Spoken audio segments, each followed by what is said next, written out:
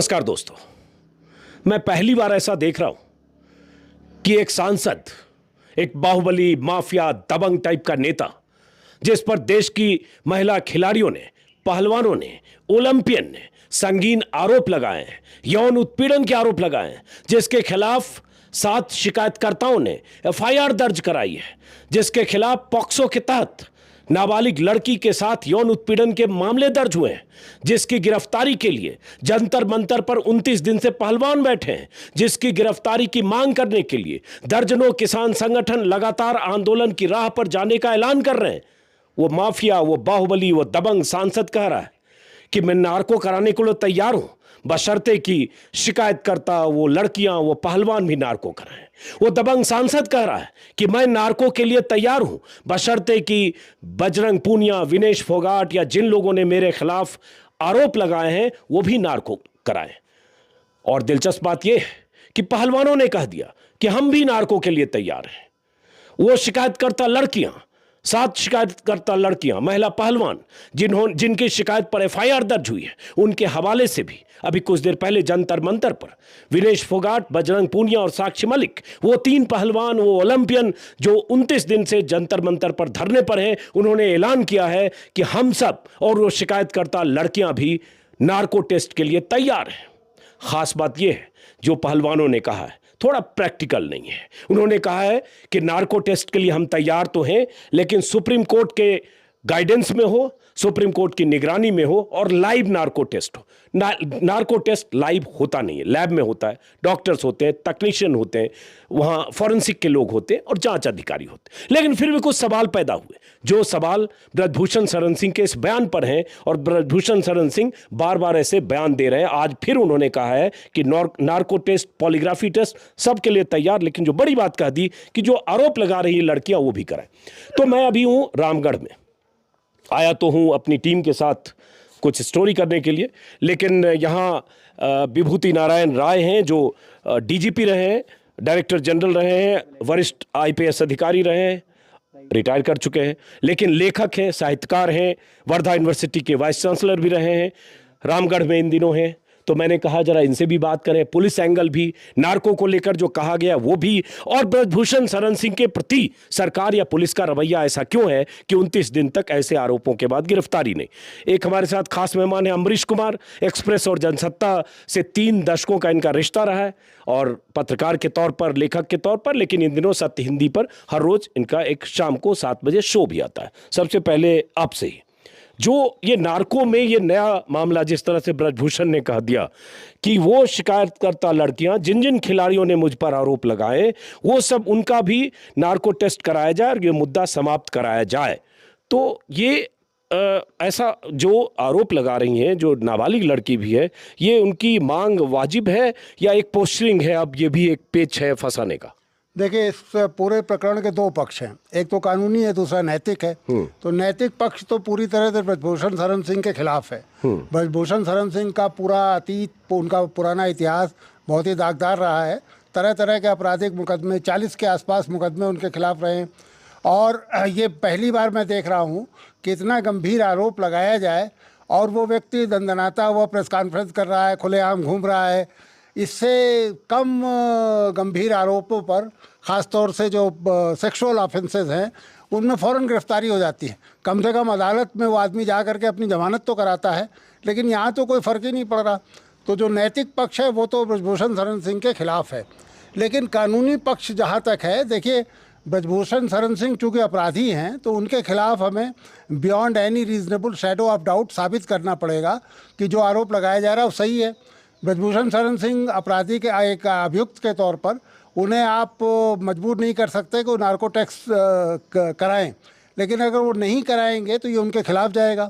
उनकी ये मांग की जो जिन्होंने दोषारोपण किया है वो भी नार्को टेस्ट कराएं, मुझे लगता है कानूनी तौर पे तो उचित है, क्योंकि अगर वो मना कर देंगे तो फिर उनके खिलाफ चला जाएगा। लेकिन ये कहना कि वो सुप्रीम कोर्ट के जज की निगरानी में हो या कोई दूसरी एजेंसी आके सुपरवाइज़ करे, पब्लिकली इसको रिले किया जाए, मैं नहीं समझता कि उसमें कोई कानूनी दम है। वो तो होगा टेस्ट किसी लैब में, जहाँ डॉक्टर्स होंगे, जहाँ साइको एनालिस्ट होंगे, जहाँ इन्वेस्टिगेटिंग ऑफिसर होगा, वो अपने सवाल लेके आएगा, पूछेगा। तो लीगली तो शायद उनका पक्ष सही है, लेकिन चूंकि ये इतना ज़्यादा इमोरल पूरे के पूरे इसकी हैंडलिंग हुई है और उनका अतीत इतना दागदार है कि मैं नहीं समझता कि उनके साथ किसी की सहानुभूति होगी। अब एक सवाल अमरीश जी के पास आने से पहले, नार्को टेस्ट जो होता है उसमें कुछ ऐसी दवाओं का इस्तेमाल होता है, केमिकल का, जिसमें वो कुछ बेहोशी और कुछ मतलब अर्ध बेहोशी की अवस्था में हो, उसकी चेतना कुछ इस तरह से ढीली पड़ जाए कि उससे अगर कुछ सवाल पूछे जाए, और सवाल ट्रिकी सवालों की लिस्ट बनती है और उस सवालों में वो कहीं फंसता है, उसके बॉडी में भी कुछ हलचल होती है, झूठ बोल रहा है, सच बोल रहा है, उसका एक टेक्निकल तरीका है फॉरेंसिक एक्सपर्ट के हवाले से जैसा होता है। लेकिन उसमें भी लोग कहते हैं कि लाइन ऑफ क्वेश्चनिंग बहुत इंपॉर्टेंट है, कि आप क्या पूछते हैं। जो आईओ होता है और जो सवाल पूछने वाली टीम होती है, वो बहुत मैटर करता है कि अगर सवाल आपने बहुत स्मार्टली नहीं फ्रेम किए तो शातिर लोग उसके बाद भी बच जाते हैं। तो इसमें अगर कोई बचाना चाहे तो उसके बाद भी इसकी गुंजाइश बचती है। और दूसरी बात कि सुप्रीम कोर्ट की पहले की गाइडलाइन है 2010 का, मैं केजी बालाकृष्णन की अदालत का, सुप्रीम कोर्ट का, पहले भी ऐसे भी कई बार हुआ है कि बिना सहमति के नार्को टेस्ट नहीं हो। जी, नार्को टेस्ट क्या कोई भी एविडेंस आप मजबूर नहीं कर सकते किसी अभियुक्त को अपने खिलाफ देने के लिए, ये तो एक संवैधानिक स्थिति है। तो नार्को टेस्ट तो नहीं हो सकता अगर ब्रजभूषण मना कर दें, लेकिन फिर ये उनके खिलाफ जाएगा। जहाँ तक आपने बात कही वो बहुत सही है कि अगर जो इन्वेस्टिगेटिंग एजेंसी है, अगर वो सवाल बहुत इंटेलिजेंटली और बहुत पॉइंटेडली नहीं करेगी तो ये बच सकता है। देखिए, इसमें सबसे बड़ी चीज़ ये है ना कि आपके अंदर कितनी विल पावर है, आपकी इच्छा शक्ति कितनी है। आपको पता है कि थोड़ी देर में आप अर्ध बेहोशी की हालत में चले जाएंगे, आपका मस्तिष्क बहुत ज़्यादा एक्टिव हो जाएगा और बहुत सारे सवाल जो आप होश में नहीं, जिनके जवाब देते या उस तरह जवाब नहीं देते, वो आप देने लगेंगे। लेकिन मैंने देखा है कि जो बहुत जिन्हें कह सकते हैं दृढ़ इच्छा शक्ति वाले हैं, वो उस समय भी झूठ बोल जाते हैं, उस समय भी उनका दिमाग पूरी तरह से काबू में नहीं आता। तो ये बड़ा पेचीदा मामला है।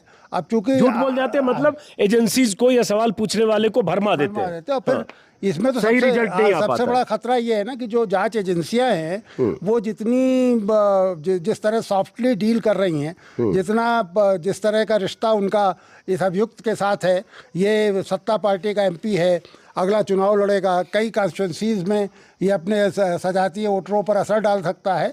तो ये सारी चीज़ें ऐसी हैं जो मेरे मन में आशंका है कि इसे राज्य बचाने की कोशिश करेगा।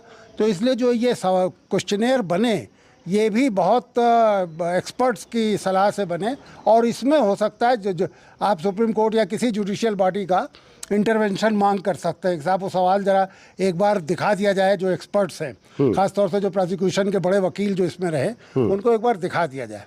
अब अमरीश जी जैसे इन्होंने लीगल और पुलिस का एंगल बोला, अब सवाल वही है कि ये किसी को भी लग सकता है कि, हालांकि फिर भी एक सवाल और छोटा सा उसके बाद आता हूं। अब पॉक्सो को लेकर जो बार बार कहा जा रहा है, जो पहलवान भी कर रहे हैं, कल महम में पंचायत हुई, उन्होंने भी कहा और बहुत सारे लीगल एक्सपर्ट भी कर रहे हैं कि पॉक्सो में अगर एक नाबालिग लड़की की भी शिकायत है तो अगर दूसरा कोई मामला होता तो अब तक गिरफ्तारी हो गई होती। ये मामला चूंकि ब्रजभूषण शरण सिंह का, इसलिए गिरफ्तारी नहीं हो रही।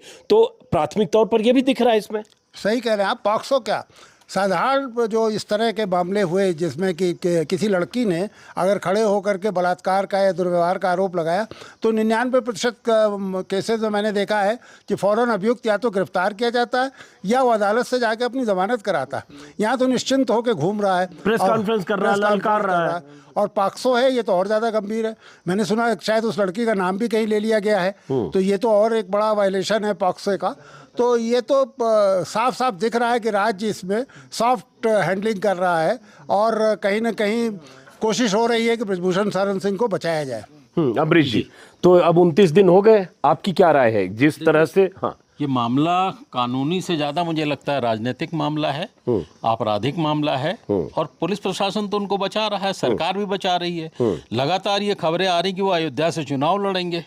भारतीय जनता पार्टी ने उनको बाहर तो किया नहीं कहीं से, किसी चीज से। तो इसलिए जो उनकी मांग है वो कुतर्क है, उससे ज्यादा मैं नहीं कह सकता हूँ, उसका कोई अर्थ नहीं है। एक तो वो अपराधी एकदम माने जाते हैं, पूरा दबंग है, सारी चीजें जो बातें आप कह चुके हैं, उसके बावजूद अगर इस स्तर पर पुलिस उनके साथ खड़ी हुई है, ये बहुत साफ सी बात है। सुप्रीम कोर्ट में जब दोबारा गए तो उन्होंने कहा भाई हमने एक बात कह दी थी एफआईआर की। सुप्रीम कोर्ट का भी रुख कोई बहुत अच्छा रुख नहीं था। इसका मतलब दबाव चौतरफा है। प्रशासनिक दबाव है, जो अदालती मामला है उसका भी दबाव कोई अब उनके पीछे नहीं, साफ सुप्रीम कोर्ट सिर्फ, चूंकि आपने कह दिया सुप्रीम कोर्ट पर, तो मैं सिर्फ एक पॉइंट ऐड कर दूं कि सुप्रीम कोर्ट में पहलवान गए थे कि इनके खिलाफ एफआईआर दर्ज की जाए, इसलिए याचिका थी।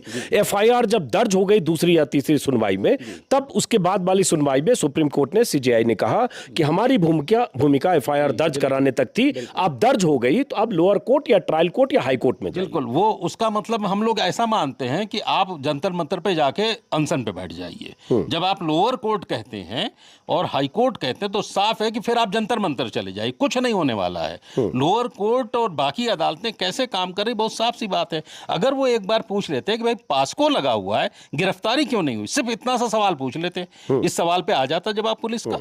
पुलिस कोई, आप पास्को के तमाम मामले देख लीजिए, ज्यादातर मामलों में लोगों की गिरफ्तारी हो जाती है, लेकिन साफ है कि पुलिस बचा रही है उनको, सरकार उनको बचा रही है। 3 महीने तक तो एफआईआर दर्ज नहीं हुई जब तक सुप्रीम कोर्ट नहीं गए। तो सुप्रीम कोर्ट ने भी अपने को जिस तरीके से कहा, हम लोगों ने भी इस पे बात की, हम लोगों का मानना था। फिर आप लोअर कोर्ट जब आप कहते हैं तो बहुत साफ है कि पहलवानों जाओ जंतर मंतर पे बैठ जाओ। किसान वाला आपको पता है, किसान आंदोलन जब हुआ तो वो भी सुप्रीम कोर्ट में गया, सुप्रीम कोर्ट ने कमेटी बना दी, क्या हुआ, वो आंदोलन चलता रहा। तो वो भूमिकाएं अलग है। ये जैसे कमेटी बनी उसमें सरकारी लोग भरे पड़े थे, उस कमेटी का कोई मतलब नहीं हुआ। आप अडानी वाला मामला देख लीजिए ना, जो अभी तत्काल आया है मामला, उसका भी वही हंस रहा है। ये मामला राजनीतिक है, इसमें मोदी जी को, अमित शाह को हस्तक्षेप करना चाहिए, जेपी नड्डा को हस्तक्षेप करना चाहिए था। आरएसएस जो नैतिकता शुचिता की बात करता है, चाल चरित चेहरा की बात करता है, उसके इतने सांसद के ऊपर ऐसे गंभीर आरोप लगे हैं, उसके मुंह से आवाज भी नहीं निकल रही है। तो ये मामला बहुत गलत है और हमें लगता है कि राजनीतिक रूप से भारतीय जनता पार्टी कटघरे में है। आप कह रहे हैं कि जेपी नड्डा, अमित शाह, मोदी को हस्तक्षेप करना चाहिए था। 15 दिन पहले, मुझे तारीख याद नहीं, 15 दिन पहले ब्रजभूषण शरण सिंह के इस्तीफे की जब बार बार बात हो रही थी, उन्होंने कहा मोदी जी कहें तो इस्तीफा दे देंगे और जेपी नड्डा, शाह कहें तो भी इस्तीफा दे देंगे। इन लोगों ने तो कहा नहीं। तो ये तो उसको कुश्ती संघ से इस्तीफे के लिए भी नहीं कर रहे हैं। अब यह गिरफ्तारी तो बहुत दूर की बात है। साफ है ना कि मोदी और शाह जी संरक्षण दिए हुए हैं। हाँ। मोदी शाह जी चाहते हैं कि ऐसे सांसद हमारी पार्टी में बने रहें। ये बहुत साफ सी बात है। अब ये जनता को तय करना है कि ब्रजभूषण शरण सिंह के खिलाफ क्या उनका फैसला होता है। ये तो चुनाव में, जैसा अभी कर्नाटक में हुआ, बहुत जिद की थी उन्होंने, क्या फैसला आया सामने है। उत्तर प्रदेश में कितनी महत्वपूर्ण जगह है अयोध्या, जो चर्चाएं होने की, वो अयोध्या से चुनाव लड़ना चाहते हैं। और आपको पता है अयोध्या में 5 जून को बहुत बड़ा सम्मेलन कर रहे हैं, शक्ति परीक्षण, और सुना संत और महात्मा और भगवाधारी लोग आ रहे हैं, जिस पर 40 मुकदमे हैं, जिसका ट्रैक रिकॉर्ड 30-35 साल का ये है कि बच्चा 4-7 जिलों में जानता है। अब तो पुलिस अधिकारी रहे, और वहां जंतर मंतर पर भी एक बड़ी सी लिस्ट टंगी है, जिसमें एक तरफ 36 मुकदमे, एक तरफ 36 मेडल, और सब लोग जानते हैं वो आदमी संत, महंत और भगवाधारियों का सम्मेलन कर रहा है। मर्यादा पुरुषोत्तम राम की जमीन है। आपको पता होगा सीता जी को कैसे छोड़ दिया गया, एक जरा सा आरोप पे ये मामला, ये तो सीधा गंभीर मामला है।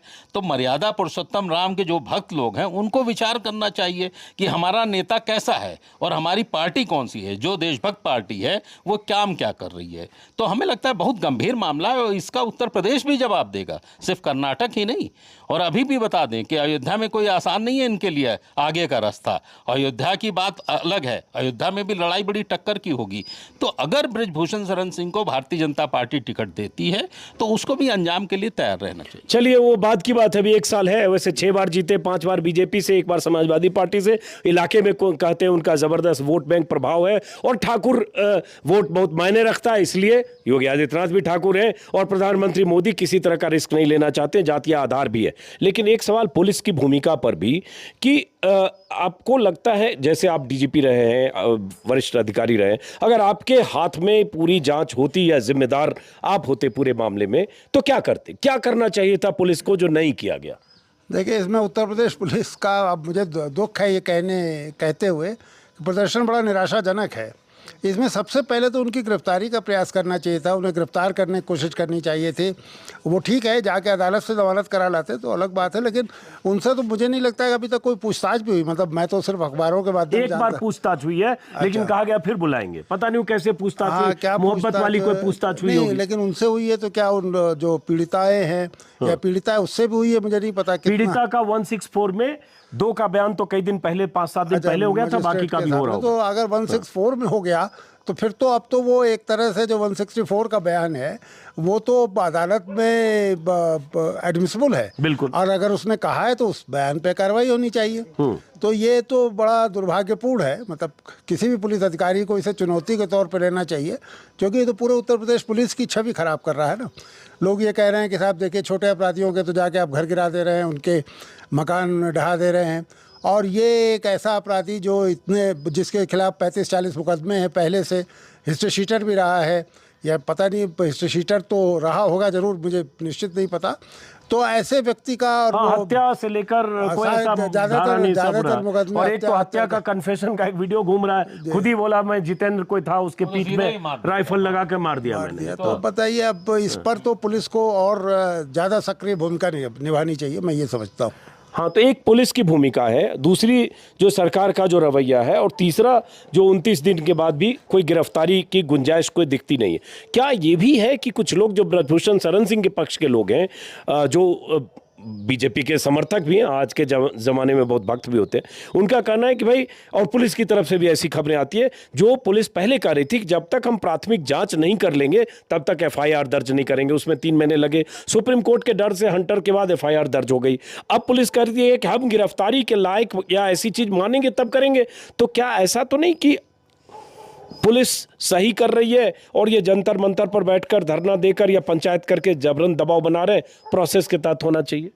देखिए, प्रोसेस तो यही है ना कि आप जो कंप्लेनेंट है, जो पीड़िता है, उसका बयान हुआ, पीड़िता खुद कह रही है कि उसके साथ ज्यादती हुई, अलग अलग मौकों पर हुआ, उनके घर में हुआ, कुश्ती संघ का अध्यक्ष का घर जो है वहां हुआ, और साफ साफ कहा कि मेरे ब्रेस्ट को छुआ, टच किया, स्टमक के टच किया, हग किया, बहुत बैड टच किया, बहुत सारी चीज। अच्छा, मेंटल ट्रॉमा में सब रिटर्न है। 164 में निश्चित रूप से मजिस्ट्रेट के सामने भी उसने कहा होगा।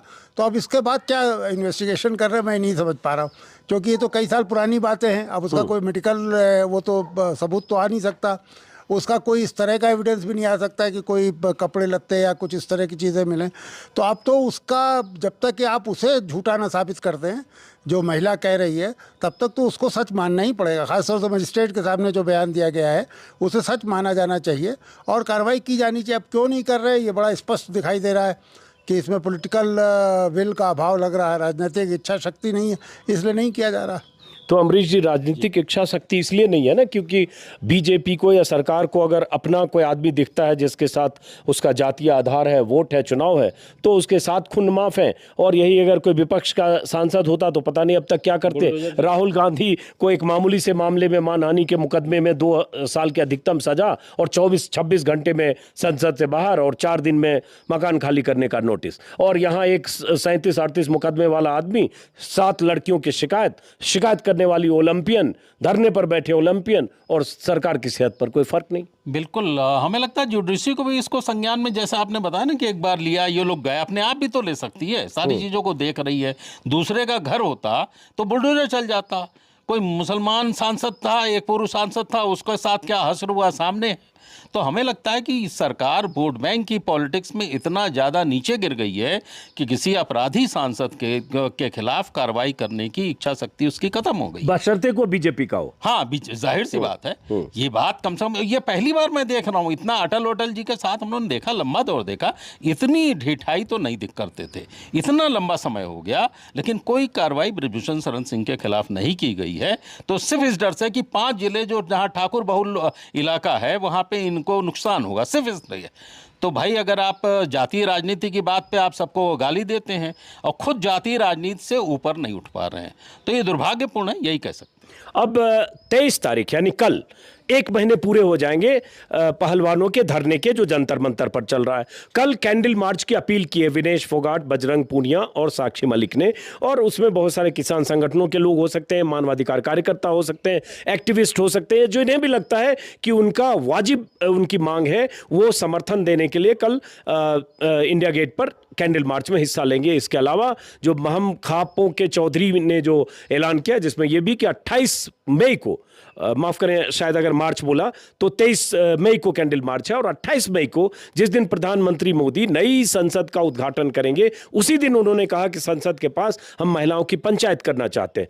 मुश्किल है, कहें तो नामुमकिन है कि नई संसद के पास कोई पंचायत के लिए पहुंचने दे, बैठने दे। देखना होगा क्या होता है, सरकार कहां रोकती है, वो चलते हैं, कोई बीच में समझौता होता है, क्या रास्ता निकलता है, उस पर हमें आगे ख्याल करना होगा, देखना होगा। आखिरी सवाल विभूति जी, पुलिस को अब क्या करना चाहिए?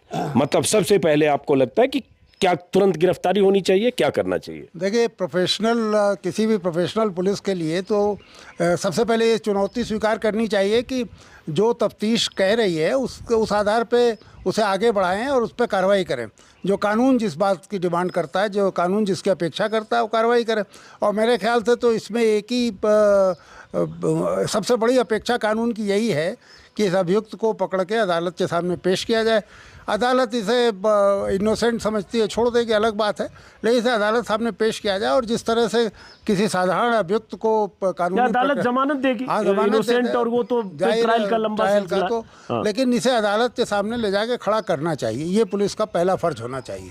ये विभूति नारायण राय बोल रहे हैं, जो सीनियर आईपीएस अधिकारी रहे, डायरेक्टर जनरल रहे और पुलिस में लंबे समय तक 35 साल रहे आप? हाँ, 37 साल आईपीएस अधिकारी रहे। इनकी राय मायने रखती है, लेकिन देश में जैसा अमरीश जी ने कहा कि जब कोई बीजेपी का सांसद होता है, सत्ताधारी दल का होता है, तब सरकार का, मोदी जी का, शाह का नजरिया कुछ और होता है। और जब कोई राहुल गांधी होता है तो क्या सरकार कैसे काम करती है वो आपने देखा। तो फिलहाल देखते हैं कल कैंडल मार्च में पहलवानों के साथ कितने लोग होते हैं और क्या इन सब से सरकार की सेहत पर कोई फर्क पड़ता है। क्योंकि किसानों का आंदोलन हमने 13 महीने देखा था। 13 महीने तक मुट्ठी भर लोग बताने वाली सरकार, आखिरकार मोदी जी ने कहा उनकी तपस्या में कमी रह गई। यहां देखना है कि उनकी तपस्या में कोई कमी रहती है या ऐसे तपस्वी की तरह मौन साधे हुए बैठे रहते हैं और ब्रजभूषण शरण सिंह पहलवानों को, महिला पहलवानों को, लड़कियों को ललकारता रहता है। हमें इंतजार करना पड़ेगा। फिलहाल नमस्कार।